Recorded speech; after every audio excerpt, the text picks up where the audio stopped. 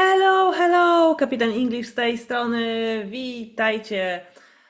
Słuchajcie, mam przygotowaną taką krótką, mam nadzieję krótką, pogadankę na temat, jak się uczyć słownictwa na poziomie advanced. Widzicie to ze mną, to tu. Widzicie to tu. Książki. Ten odcinek będzie o książkach. Mianowicie one wszystkie są super fajne. Ułożyłam je w kolejności od moich najulubieńszych po powiedzmy takie, które są ok, fajnie. I pokażę Wam, jak się uczyć słownictwa. Dobrze, ale najpierw tytułem wstępu myślę, że w ogóle musimy sobie o książkach troszeczkę porozmawiać. So let's maybe switch into English, okay? So maybe you're the person and you've been using advanced vocabulary books from, I don't know, Cambridge or Oxford or other publishers. There are many Polish publishers. And you may still feel like their words, they don't stick. Yeah? So don't worry, you're not alone. I was there. I'm still there, actually. So basically, these books that I'm gonna discuss today, they are excellent. They are different. Yeah? But excellent, they're perfect, yeah? But the problem is, the challenge that most learners, you don't use them in an effective way, yeah? You just read the word list, you just do the exercises, you check the answers, and you forget everything a week later, yeah? So in this video, I want to show you, first thing, the books, and secondly, how to use these vocabulary books properly. Yeah. So how many words you are able to learn, how to stop feeling overwhelmed, how to turn exercises into real active vocabulary that you actually use when you speak or write. So this is the thing. You move from the written word, yeah, you just read, it's like a passive absorption of knowledge, and you start using it actively. So I'm going to give you some practical tips, yeah, how to learn vocabulary. So first tip, don't study the whole unit at once. Yeah.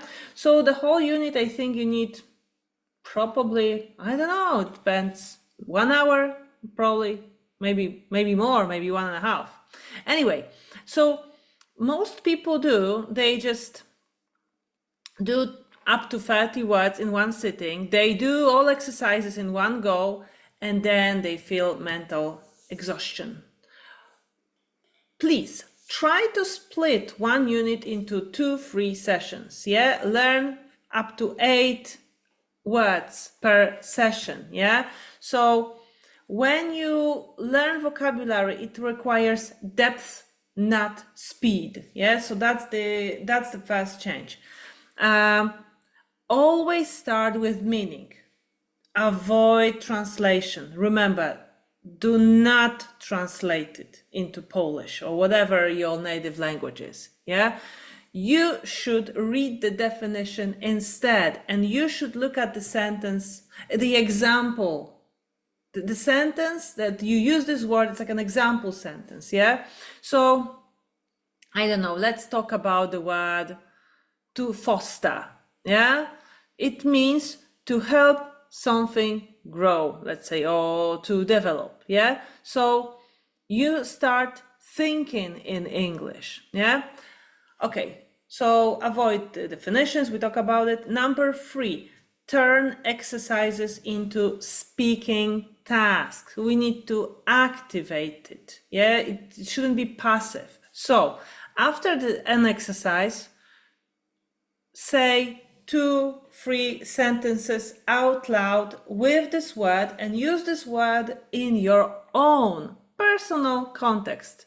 Yeah, you could record yourself for 30 seconds. Yeah, I don't know, for example, my company tries to foster innovation by encouraging new ideas. Yeah, okay, cool.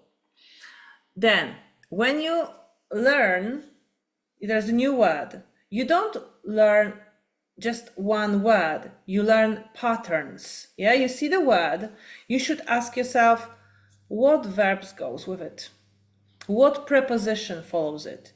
Is it formal? Is it informal? You know, just everything around this word. So let's say we have the word issue. Yeah, what you can do? You can address an issue, you can resolve an issue, you can raise an issue, yeah? Or rely. You always rely on someone, yeah? So not single words. Do this in context, yeah? And what I always ask my students to do is make your own personal sentence, like make an upgrade sentence, yeah, per exercise. So after finishing the gap, there's a word you don't know.